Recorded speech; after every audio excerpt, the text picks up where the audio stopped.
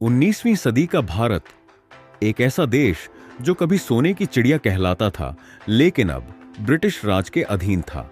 उस समय गुजरात के नवसारी नाम के छोटे से कस्बे में एक पारसी परिवार अपने सपनों को साकार करने की कोशिश कर रहा था। इसी परिवार में 1939 में एक लड़के का जन्म हुआ, जमशेदजी नुसरवानजी टाटा। जमशेदजी के पिता नुसरवानजी टाटा एक व्यवसायी थे, जिन्होंने बॉम्बे, आज का मुंबई, आकर व्यापार शुरू किया। लेकिन जमशेदजी केवल एक व्यापारी नहीं बनना चाहते थे, उनका सपना कुछ बड़ा था। उन्होंने इंग्लैंड का सफर किया और वहां चल रही औद्योगिक क्रांति को करीब से देखा। इस सफर ने उनकी सोच बदल दी। उन्होंने समझ लिया कि भारत को आजाद होना है तो उसे सबसे पहले आर्थिक और औद्योगिक स्वतंत्रता हासिल करनी होगी। भारत लौटकर उन्होंने 1868 में अपनी पहली टेक्सटाइल मिल की स्थापना की। यह एक छोटा सा व्यवसाय था, लेकिन जमशेदजी के सपने इससे कहीं बड़े थे। वे भारत को दुनिया के औद्योगिक नक्शे पर लाना चाहते थे। उन्होंने अपने जीवन में 3 बड़े सपने देखे, एक स्टील प्लांट, एक वर्ल्ड क्लास होटल और एक ऐसा शैक्षणिक संस्थान जो भारत के युवाओं को नए सपने देखने की ताकत दे।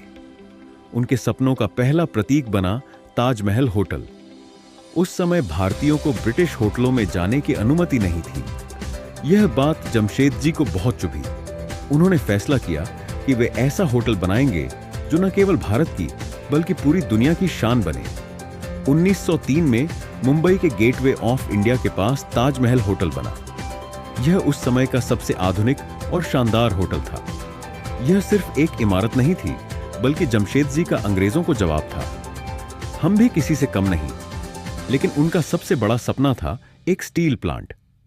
ब्रिटिश सरकार का मानना था कि भारतीय कभी स्टील नहीं बना सकते, लेकिन जमशेदजी को खुद पर विश्वास था। उन्होंने कहा, स्टील भारत का भविष्य है।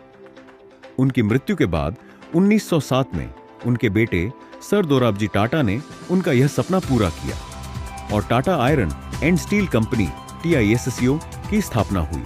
जमशेदपुर में बना यह प्लांट एक इंजीनियरिंग का चमत्कार था। यह भारत के औद्योगिक क्रांति का आधार बना। जमशेदजी के बाद टाटा परिवार ने और भी नए सपने देखे। JRD टाटा, जिन्होंने टाटा ग्रुप को एक नए युग में प्रवेश दिलाया, ने विमानन के क्षेत्र में भारत को नई ऊंचाई दी। 1932 में उन्होंने एयर इंडिया की स्थापना की, जो भारत की पहली एयरलाइन बनी। उनका विजन था कि भारत हर क्षेत्र में अग्रणी रहे। रतन टाटा के नेतृत्व में टाटा ग्रुप ने नई बुलंदियां हासिल की।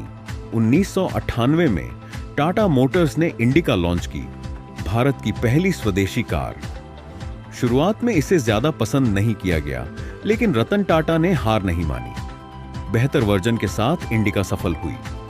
इसके बाद टाटा नैनो आई, जो दुनिया की सबसे सस्ती कार थी। 2008 में टाटा मोटर्स ने जैगुआर लैंड रोवर को खरीदा। यह एक जोखिम भरा निर्णय था, लेकिन आज यह टाटा ग्रुप की वैश्विक पहचान बन चुका है। टाटा की कहानी सिर्फ सफलता की नहीं है, बल्कि संघर्ष और विवादों की भी है।